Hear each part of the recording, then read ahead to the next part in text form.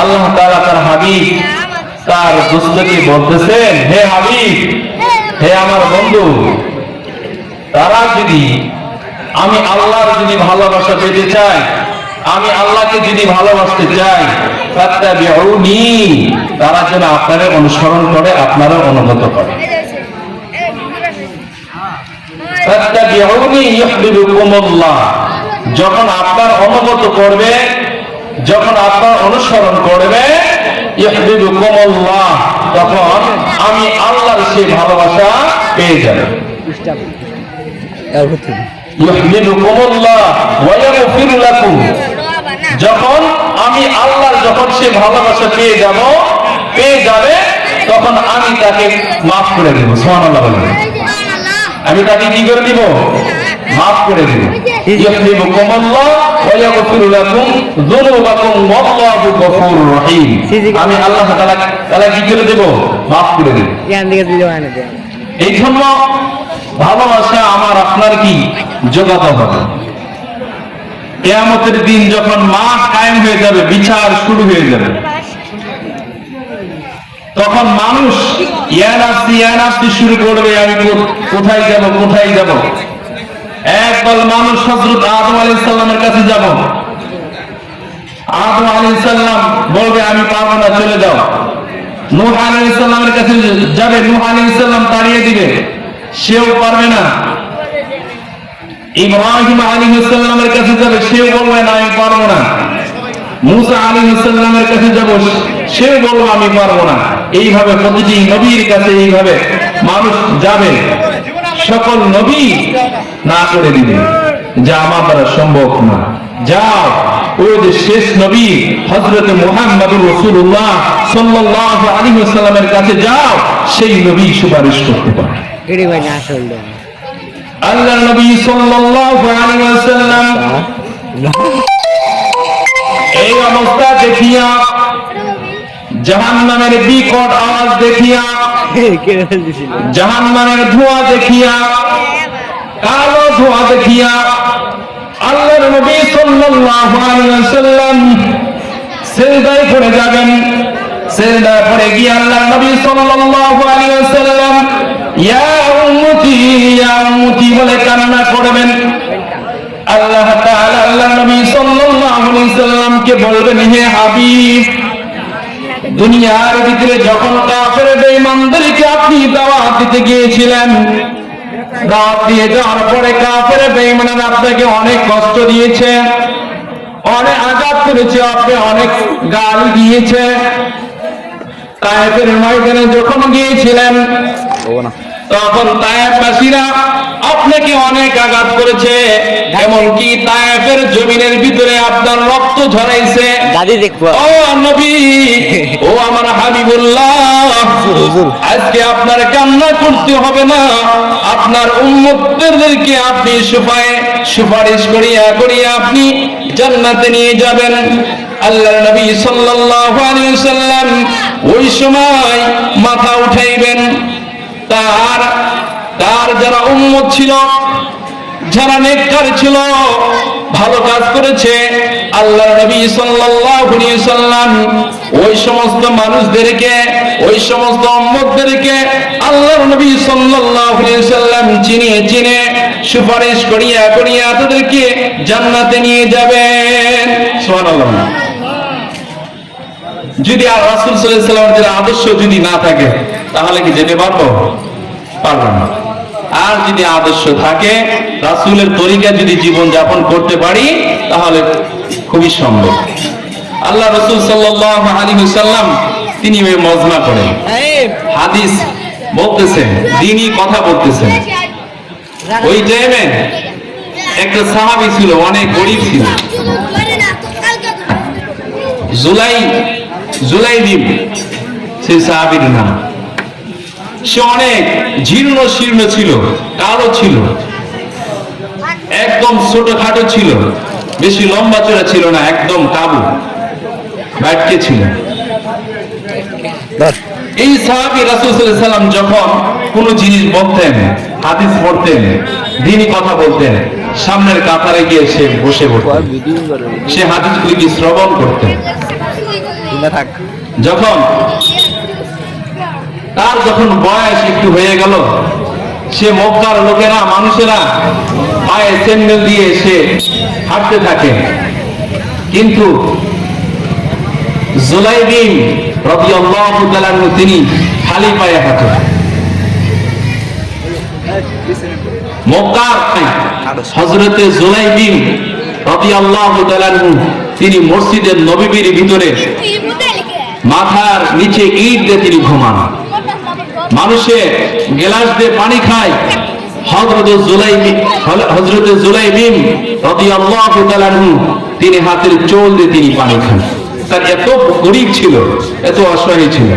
একদিন আল্লাহর নবী সাল্লাল্লাহু আলাইহি ওয়াসাল্লাম জুলাইবিন রাদিয়াল্লাহু তাআলা আনহুকে বললেন, হে জুলাইবিন, এদিকে আসো, তোমার তো এখন অনেক বয়স হয়েছে, তোমার এখন বিয়ে করতে হবে, বিয়ের করার সময় হয়েছে, বিয়ে করতে হবে।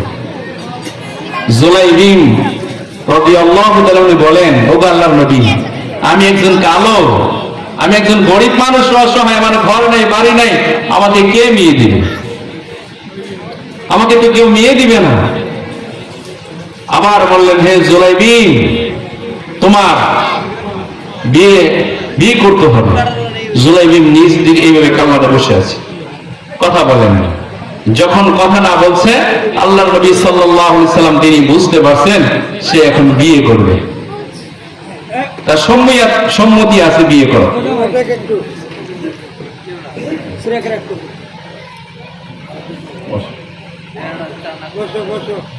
জুলাইবিন এইভাবে বসে আছে, থাকার পরে আল্লাহর নবী সাল্লাল্লাহু আলাইহি সাল্লাম একটি পত্র লিখে দিলেন, চিঠি লিখে দিলেন, যে এই চিঠিটা আবু আইয়ুব আনসারী রাদিয়াল্লাহু তাআলার কাছে নিয়ে যাবেন, আমার সাহাবীর কাছে। আবু আইয়ুব আনসারীর কাছে যখন নিয়ে গেলেন, আবু আইয়ুব আনসারী রাদিয়াল্লাহু তাআলা তিনি অনেক বড় ধনী ছিলেন, মদিনার ভিতরে অনেক ধনী ছিলেন।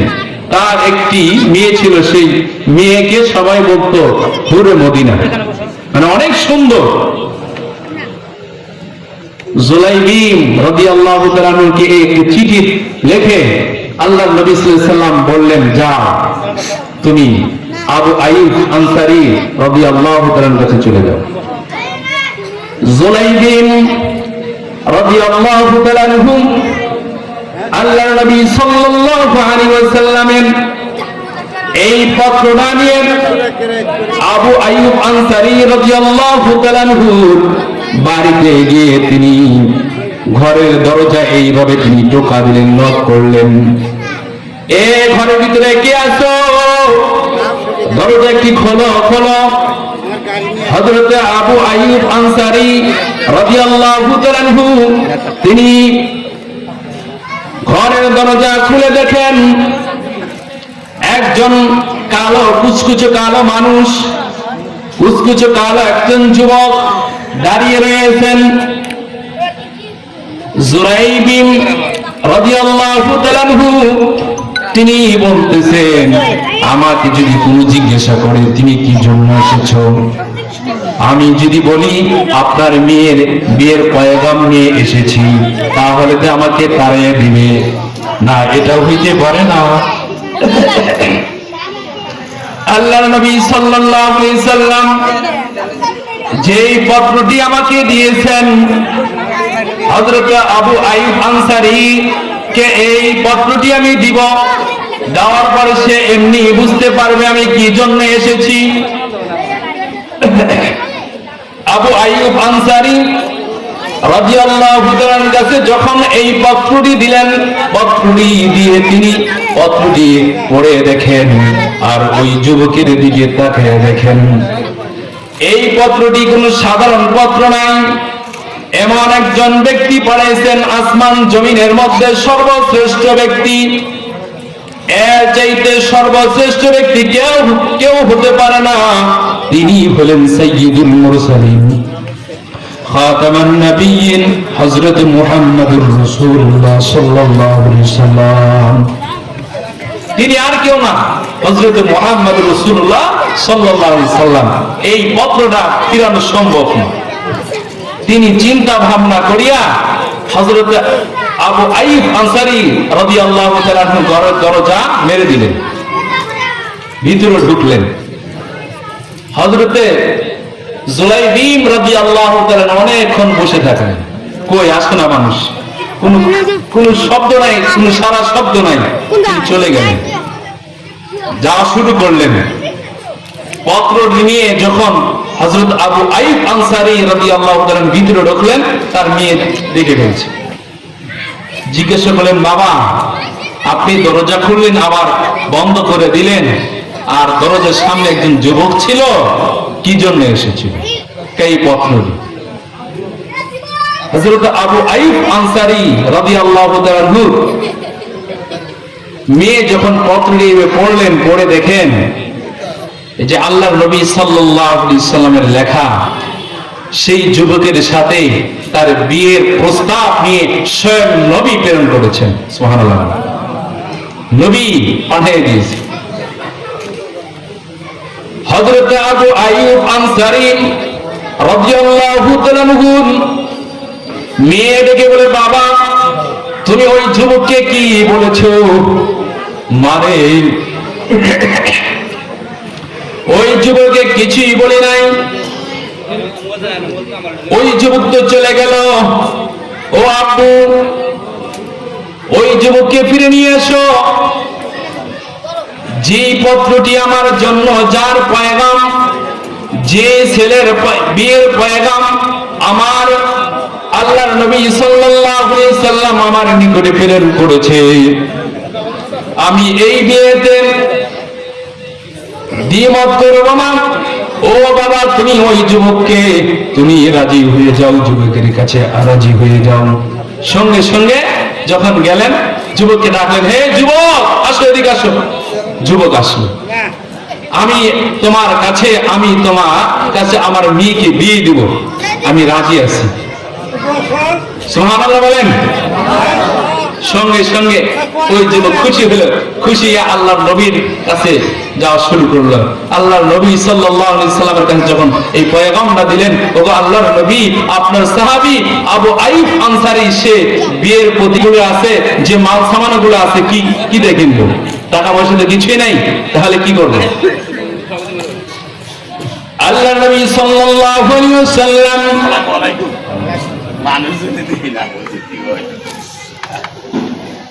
আল্লাহর নবী সাল্লাল্লাহু আলাইহি ওয়াসাল্লাম জুরাইবিম রাদিয়াল্লাহু তাআলা আনহুকে বললেন, এই জুরাইবিম, তুমি আমার জামাইয়ের কাছে যাও, যিনি হলেন মক্কার ভিতরে সবচেয়ে ধনী উসমান গনির কাছে যাও, আমার জামাইয়ের কাছে যাও, গিয়ে তুমি তোমার বিয়ের খরচের টাকা পয়সা তার কাছে চাও।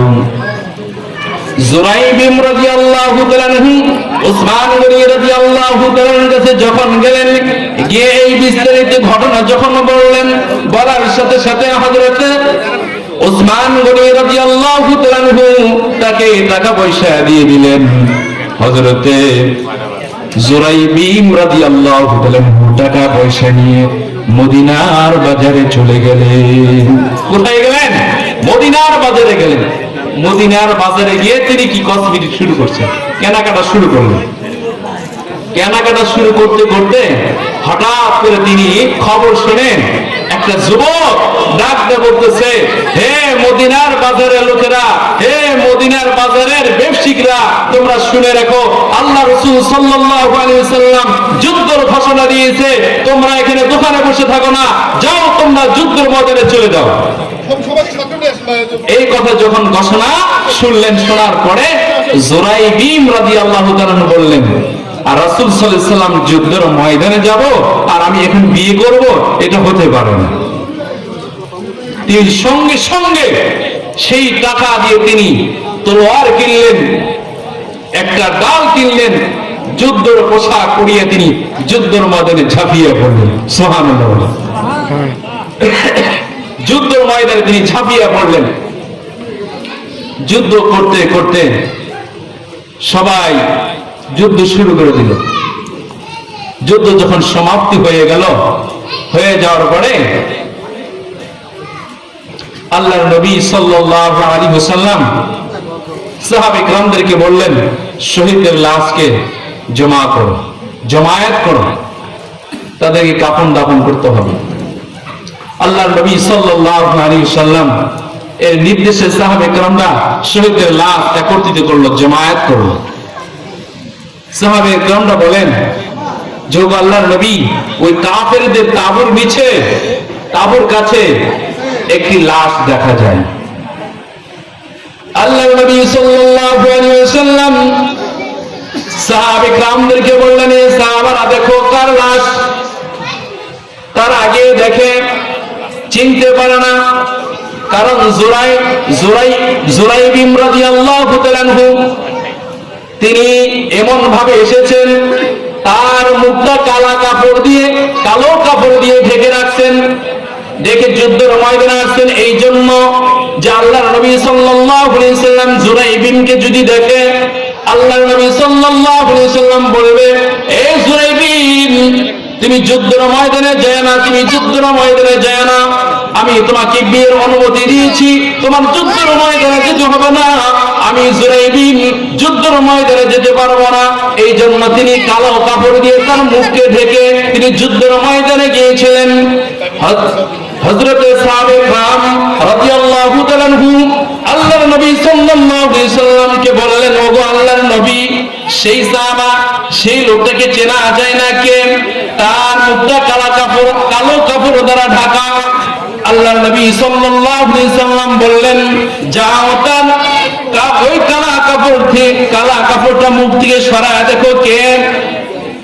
সাহাবে কিরামরা গিয়ে ওই কালা কাপড় যখন এইভাবে সরাইলেন, সরানোর সাথে সাথে দেখতেছেন এবার আর কেউ নাই, যেই ব্যক্তিকে, যেই সাহাবাকে আল্লাহর নবী সাল্লাল্লাহু আলাইহি সাল্লাম বিয়ে করার নিজেই হযরতে আবু আইয়ুব আনসারী রাদিয়াল্লাহু তাআলা আনহুর সবচেয়ে মক্কার সবচেয়ে বড় ধনী, তার মেয়ে সবচেয়ে বেশি সুন্দর, সবচেয়ে বেশি সুন্দরী, ওই নারীর সাথে তার বিয়ের কথা। ওই ব্যক্তি আল্লাহর নবী সাল্লাল্লাহু আলাইহি সাল্লামকে যখন ওই ব্যক্তিকে যখন ওই জুরাইবিমকে রাসূল সাল্লাল্লাহু আলাইহি সাল্লামের কাছে নিয়ে আসলেন, আর রাসূল সাল্লাল্লাহু আলাইহি সাল্লাম কেঁদে ফেললেন। কি বললেন? কান্না শুরু করলেন। জুরাইজকে এইভাবে রাসূল সাল্লাল্লাহু আলাইহি সাল্লামের কোলে নিয়ে আসমানের দিকে তাকিয়ে থাকেন। আল্লাহ তাআলাকে বলতেছেন, ও প্রভু, আমার জুরাইবিমের প্রতি আমি সন্তুষ্ট হয়েছি, আমি রাজি হয়েছি। ও প্রভু, তুমি আমার জুরাইবিমের প্রতি সন্তুষ্ট হয়ে যাও। আল্লাহ তাআলা ঘোষণা দিলেন, আমি জুরাইবিমের প্রতি সন্তুষ্ট। এই বলে আল্লাহর নবী সাল্লাল্লাহু আলাইহি সাল্লাম আসমানের দিকে তাকাইলেন। আসমানের দিকে তাকায় দেখেন শত শত জান্নাতের হুরগুলা জমিনের ভিতরে আসতেছেন, জমিনের ভিতরে নেমে আসতেছেন। আল্লাহর নবী সাল্লাল্লাহু আলাইহি সাল্লামের কাছ থেকে জুরাইবিমকে আল্লাহর নবী সাল্লাল্লাহু আলাইহি সাল্লামের কাছ থেকে জুরাইবিমকে এবং জান্নাতের হুরগুলা ওই আসমানে নিয়ে যাবে। ওই আল্লাহর নবী সাল্লাল্লাহু আলাইহি সাল্লামকে বলতেছেন, হুরগুলো, ও আল্লাহর নবী, ও আল্লাহর নবী, জুরাইবিমকে আমাদের কাছে দিয়ে দেন, আমরা জান্নাতে নিয়ে যাব, আমরা জান্নাতে নিয়ে তাকে বিয়ে করাবো। সুবহানাল্লাহ বলেন। দেখেন, আল্লাহর আশিক যদি থাকে, আল্লাহ রাসূলের যদি ভালোবাসা থাকে, মহব্বত থাকে, আল্লাহ তাআলা তাকে কত সম্মানিত করে। তাহলে আমরা কি করি, যে আমার মেয়ে যদি বড় হয়, একটু বিয়ের উপযোগী হয়ে যায়, আমরা দেখি সরকারি চাকরিজীবী আছে কিনা, কোন পুলিশ আছে কিনা, কোন সেনাবাহিনী আছে কিনা দেখি। আমি দেখি না, আমি যে জামাইয়ের সাথে বিয়ে দিব সেই জামাই 5 ওয়াক্ত সালাত আদায় করে কিনা, এটা দেখি। সে হালাল, সে সুন্নত তরিকায় জীবন যাপন করে কিনা, এটাও আমরা কি দেখি না। এই জন্য রাসূলের প্রেমেই, যখনই রাসূলের নামে বাংলাদেশের ভিতরে দেখা যায়, অনেক জায়গায় দেখা যায় রাসূলের নামে কটূক্তি করে। তৌহিদি জনতা উলামায়ে কেরাম তখন তৌহিদের ডাক দেয়, রাজপথে আসো। তখন সকল মুসলিম উম্মারা একত্রিত হয়ে একসাথে এক বাক্য স্লোগান যখন শুরু করে দেওয়ার সাথে সাথে তখন ওই নাস্তিক বদমাইশগুলো আস্তে আস্তে পালানো শুরু করে দেয়। এই জন্য আমার সামনে যদি, আপনাদের সামনে যদি আল্লাহ নবী সাল্লাল্লাহু আলাইহি সাল্লামের নামে যদি কেউ কটূক্তি করে, কোনো কটু কথা বলে, তাহলে সঙ্গে সঙ্গে আপনার ঈমানি চেতনা নিয়ে তার উপরে ঝাঁপিয়ে পড়তে হবে। এর নামই হলো রাসূল সাল্লাল্লাহু আলাইহি ওয়াসাল্লামের কি ভালোবাসা, তাছাড়া হবে না। এই জন্য আল্লাহ তাআলা বলতেছেন, قل إن كنتم تحبون الله فاتبعوني يحببكم الله ويغفر لكم ذنوبكم والله غفور رحيم।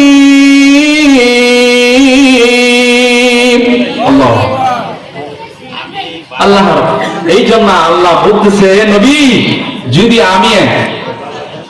আমি আল্লাহকে যদি তোমার কোন উম্মত যদি ভালোবাসতে চাই, তারা যদি আপনার অনুগত করে, আপনার অনুগত করলেই আমি আল্লাহর ভালোবাসা পেয়ে যাবে।